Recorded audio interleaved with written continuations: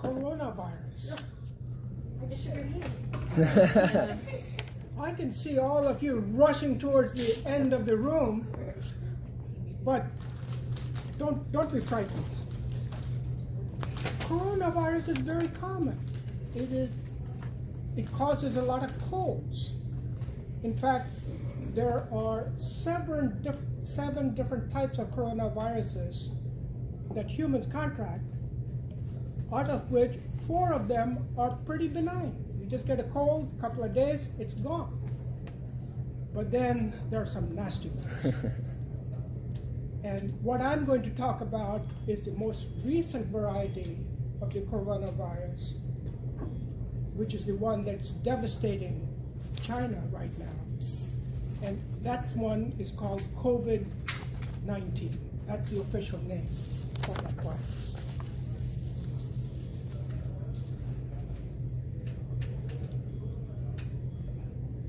Oh my presentation. What happened to my presentation? You just want to do like page down or something like that? Well, that would not be a good presentation.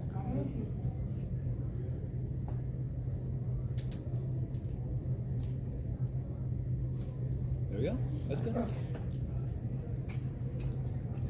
Sorry about the delay. No. Okay. Well, first of all, we need to understand what the difference between a virus and a bacteria is. Obviously, COVID-19 is a virus. It's a viral infection. Now, a virus is a strange creature. It has no metabolic activity. It can't reproduce. And it requires a host cell to survive, which is very different from a bacteria.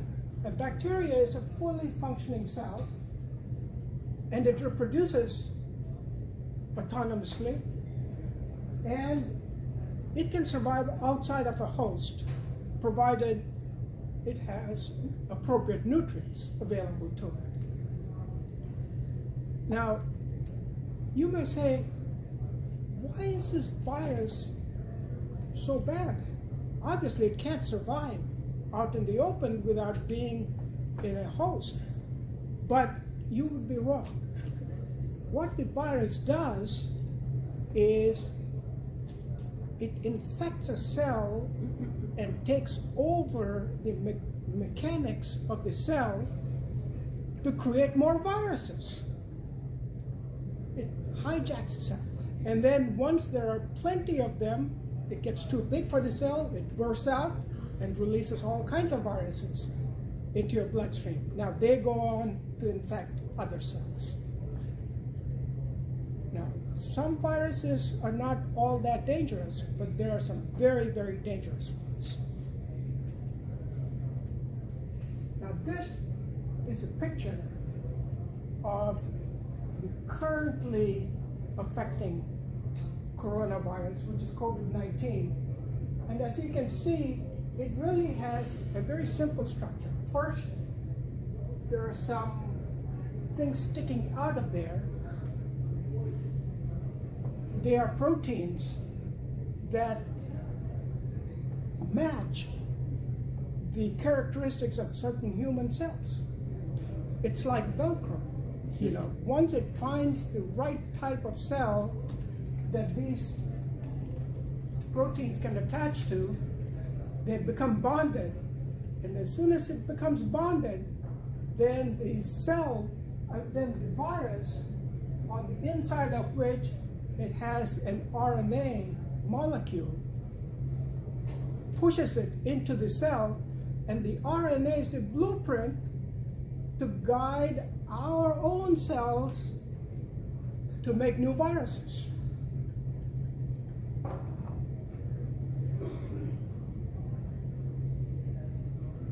Now, this is how a disease progresses. Now, there are 3 things that you can see. The black one over here is what I call distress. In other words, your symptoms. Fever, coughing, diarrhea, etc. This red one is the viral infection. In other words, how many viruses are there in your system? And the green one are the antibodies which the body generates to fight the virus. So, as you can see, for coronavirus, you don't get these symptoms until quite a bit after you're infected. And during this time, you show no symptoms, but you're able to transmit the virus to other people, which is why this is so insidious. Crazy. After your symptoms die down, there's still viruses floating around, and you can be transmitting other people.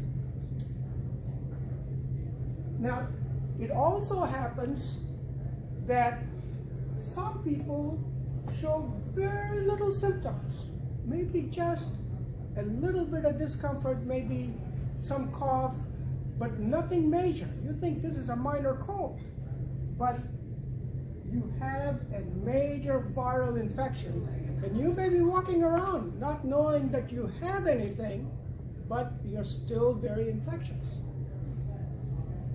That's why this particular virus is so dangerous.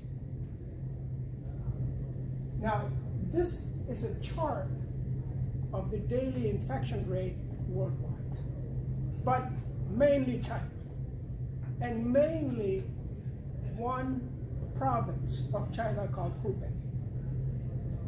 As you can see, it pretty much started about the 22nd of January, increased, but now it looks like it's decreasing. In other words, the rate of new infections is kind of going down, which is good news because hopefully it's coming under control.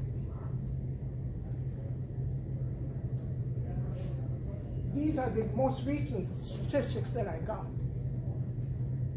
This has gone up to about 40,000 or so, of which mild conditions are almost 80%. You know, they just get a cold and they move on.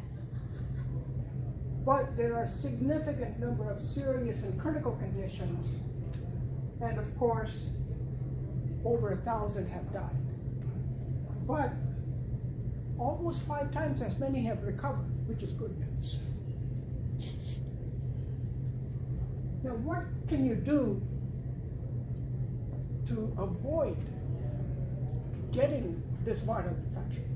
Well, there are 2 categories I have. One is a good Samaritan, which means you want to do things so you don't transmit it to other people.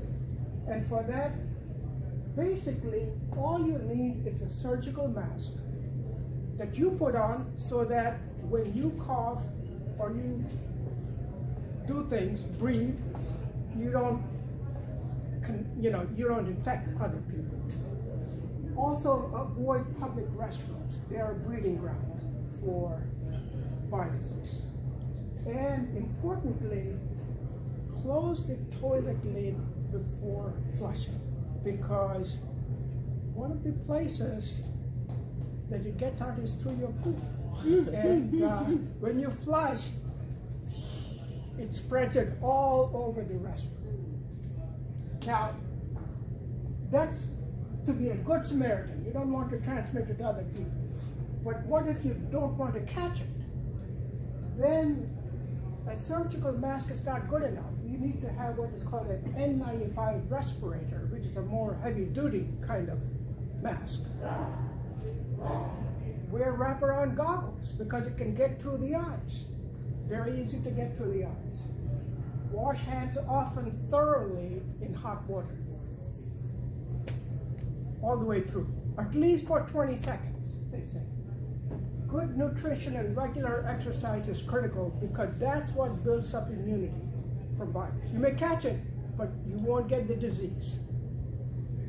And when you disinfect something, just don't spray, also wipe it, because the alcohol needs to contact the virus to kill it. Otherwise, they're just happy to coexist with the alcohol. Okay. Any questions? I can have a couple of questions. I have one. I'll do one. Yeah, go ahead. The numbers that you went back with those were just for that province in China? No, this is 40,000. worldwide. Okay, But 40 that province 40,000. in China has 95% of the cases. Yeah, but So how many basically, people in that province of China? 82 billion people? no. My The- point the is just biggest- that yes. the amount of these people, and God help anyone who gets it, and hopefully they're cured, on the scale of a outbreak of a virus, it's like 0.000, add another 30 zeros, and then maybe put a 1. I mean, it's really it's a nothing.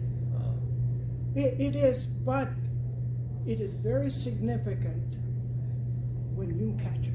Yeah, my fire call is going to be really good. Yes, and that's the thing, because it's a frightening experience for the people living there. Yeah, but the numbers you also showed the chart, and then you showed in a matter of days, it goes up, it goes down, and that's the history of viruses in the world since medicine really came into the forefront.